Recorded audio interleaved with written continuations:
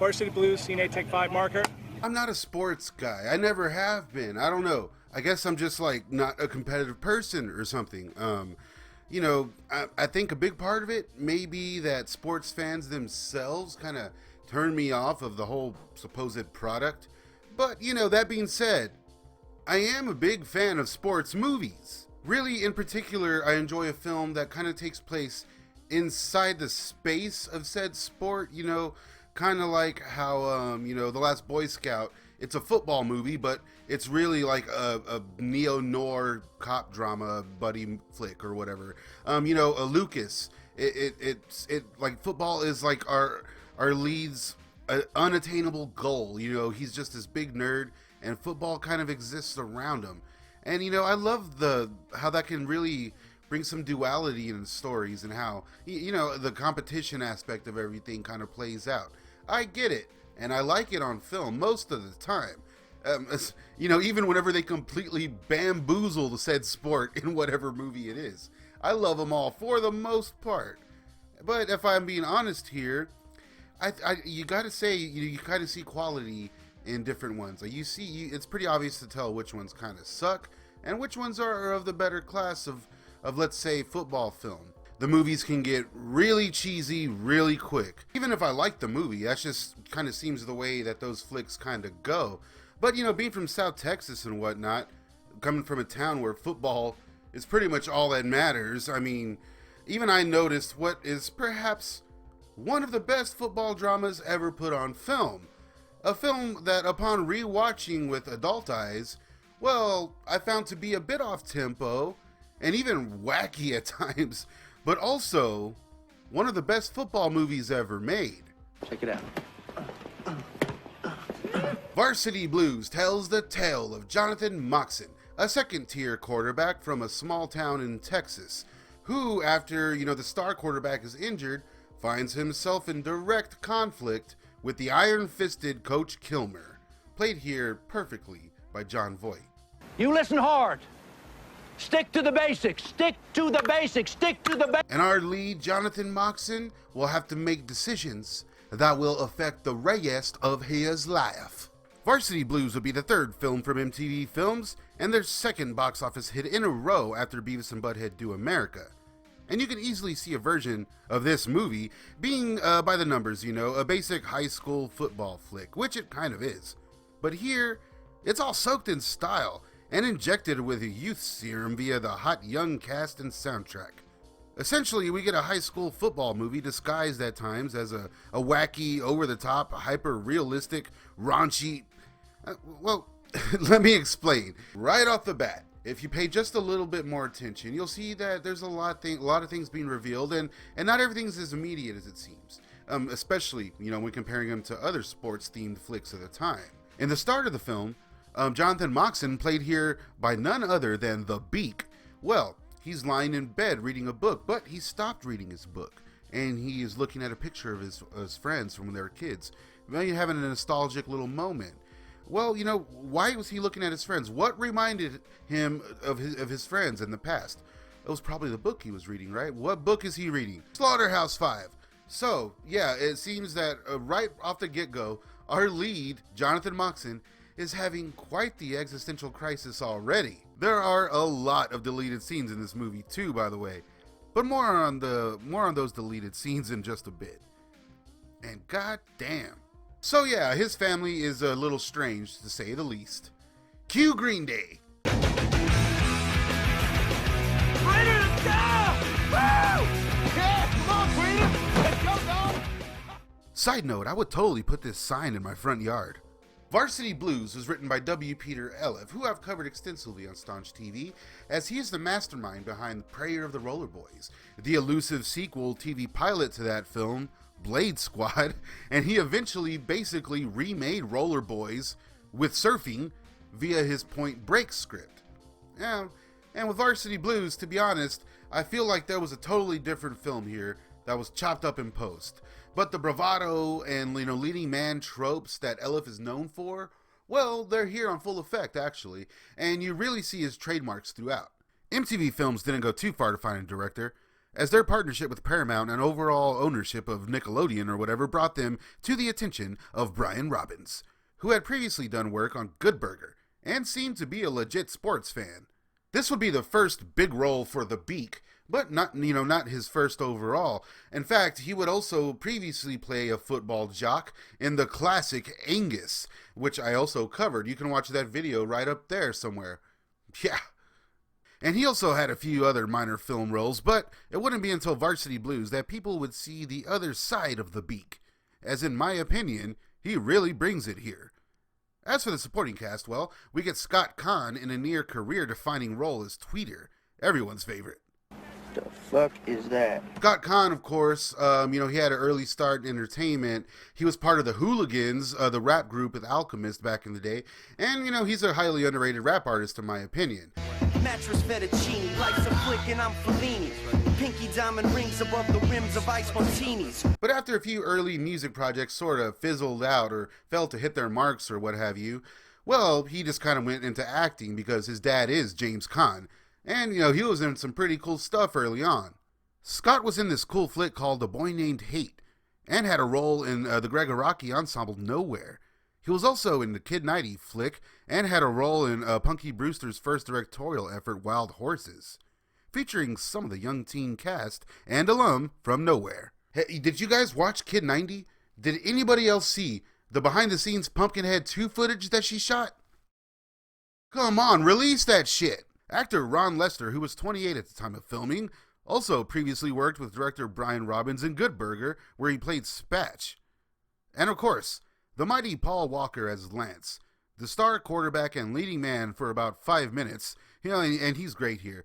These early roles that Paul Walker had, I feel like, a lot of times any other actor, they wouldn't have left a mark with them, but Paul Walker, he definitely had that charisma that shined through even in the smallest roles here in his early career.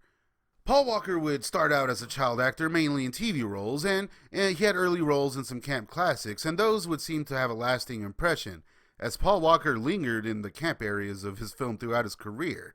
He would land many TV roles, and his first memorable feature role would be as a badass in Tammy and the T-Rex, which I am just so happy got rediscovered these past few years. He would then land a co-leading role in Meet the Deedles, and then leave quite the impression on us all as when he was perfectly cast in the underappreciated Pleasantville. So Paul Walker was definitely ready to go by the time Varsity Blues rolled around.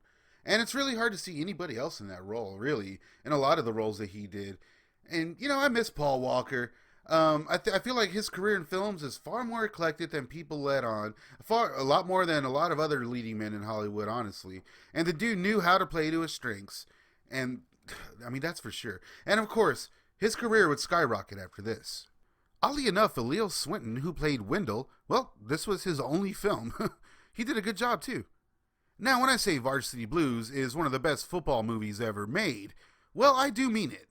A lot to do with the ins and outs, like the relationship between the player and coach. Here, it's portrayed perfectly, as the older, successful coach seems to be, kind of at a loss in his own life personally, and therefore at odds with these teenagers. Really bringing a humanity to this asshole Kilmer. We all felt for him in that scene where he's packing up his trophies. And come on, Jon Voight as Coach Kilmer is easily one of the best villains of the late 90s. And I think the team's aspect really works here, more so off the field ironically. And when comparing Varsity Blues to every other football movie of the time, and well, since, it has some of the best looking action football plays ever put on film, without a doubt. Look at this. It's almost like some of these scenes were in a Ringo Lamb or John Woo movie, before they got too inflated at least. And the stunt work here is nothing short of impressive. It's a shame, as it wouldn't be much longer when people were awed by this instead of this. And the film's quick pace really makes for a believable, testosterone-driven piece. But, as I said, I also feel like the film was chopped up a bit, and maybe even had a more sarcastic or comedic tone in the start. Or maybe it was too heavy-handed, and then they in turn had to add some comedy, I don't know, but the film seems really off at points. For instance, Richard Lineback is full-on dog dick silly here, chewing up the scenery any chance he gets, and these weird up-close shots come out of nowhere at times. and tones will just change just like that. I mean, with some of these tone changes, it kind of just keeps going with these bizarre jokes, and I don't know, and some of it just, damn, it just seems really tacked on. I love the confused little brother storyline though.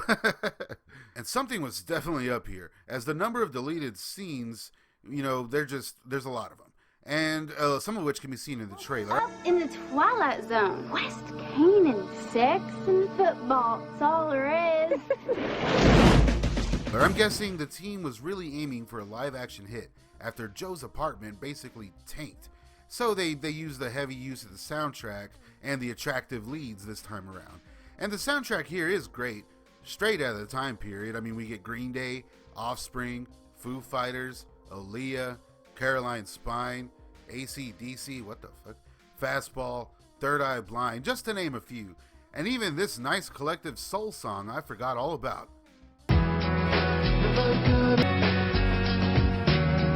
And to be honest, the heavy use of the soundtrack takes a lot of the third act football scenes into very montagey territory, which I guess makes sense in a sports epic, but damn. Now to touch on a few things. Let me know if I'm overthinking it here. So Moxon plans this trip to this out-of-town strip club with his underage friends. And when they get there, they're basically treated like royalty. They say everything's on the house, blah, blah, blah, like, these West Canaan guys from another town. And then they see Miss Davis dancing. Okay, so why the hell would an out-of-town strip club treat these underage football players like kings? And how do they not know about their teacher stripping there already? That kind of clears up that they've never been there before. And so does Miss Davis spend her Friday nights driving to football games in West Canaan and then hauling ass back to go and strip? How did they not know about this? Wouldn't that be a whole thing? That never sat right with me, goddammit. Oh, by the way, Tony Perinsky was also in my favorite Texas Chainsaw Massacre sequel, The Next Generation. And perhaps the strangest tonal change here was also one of the most powerful scenes in the film, and kind of a subversion. We see Jonathan Mox about to get into a very cliche argument with his father. By the way, the dad character here is a very emasculated man and doesn't really have an arc or anything. You kind of just feel bad for the dude. The film never really dives too deep into the father-son stuff, but it almost does. We see a start of an argument, which gave us this iconic line. I don't want your life. Then, just before it gets going, Moxon leaves in a rush to find a distraught and possibly suicidal and very drunk Billy Bob. Scenes like this just didn't really happen in those days, in these kind of movies, I mean. An overweight high schooler dealing with ongoing concussions and guilt, violently drunk, firing off a shotgun at a high school. This movie really gets Texas. And Varsity Blues came out at the right time, as apparently there was no issue with a scene involving a gun at a school. Varsity Blues was a big hit upon release, keeping the #1 spot for 2 weeks, and shot the young cast into stardom. Although critically it was mixed, but the film grew on video, and even now, over 20 years later, it's regarded as a favorite among fans, and has even left a cultural landmark in more ways than one. Of course, with all successful properties, a TV show version was considered, and apparently, a TV pilot was even shot in 2002. But I can't find any info or images from it. Ironically, all I can find is that actor Charlie Talbert portrayed Billy Bob. Charlie Talbert is best well known for his iconic role in Angus, which, of course, like I said earlier, co-starred The Beak. In fact, every couple of years, a rumored TV pilot is picked up, all seemingly penned by Peter Elif, so that's cool. Most recently, though, I think it was Tubi or Quibi or some shit that picked up a Varsity Blues series, but more on the TV pilot some other time. Sadly, Paul Walker passed away in 2009, and Ron Lester, who went on to spoof his Billy Bob character in Not Another Teen Movie, well, he passed away in 2016. And the weird little brother that started the cult, played by, what's his name, Joel Pilcher? Well, he's been missing since 2006. And just like that, we have our own out-of-nowhere tone shift. I guess a lot can happen in 20 years, but Varsity Blues had stood the test of time. I recommend Varsity Blues for anybody who has an exaggerated West Texas accent, or for anybody who needs some ass. I need to get some ass! As Varsity Blues is indeed the best R-rated motivational teen sex action drama, The Beak starring football movie ever made. Up next on MTV Films Explored, might have to wait a while for that one. Meanwhile, on TV Wasteland, I'll be covering the pseudo Freaks and Geeks sequel, Undeclared. So, join us for that. Watch my other MTV Films Explored videos now. And please, subscribe, hit that bell, like, and blah, blah, blah, blah, blah, blah, blah, blah, blah, blah, fucking goddamn, fucking shit, goddamn, fucking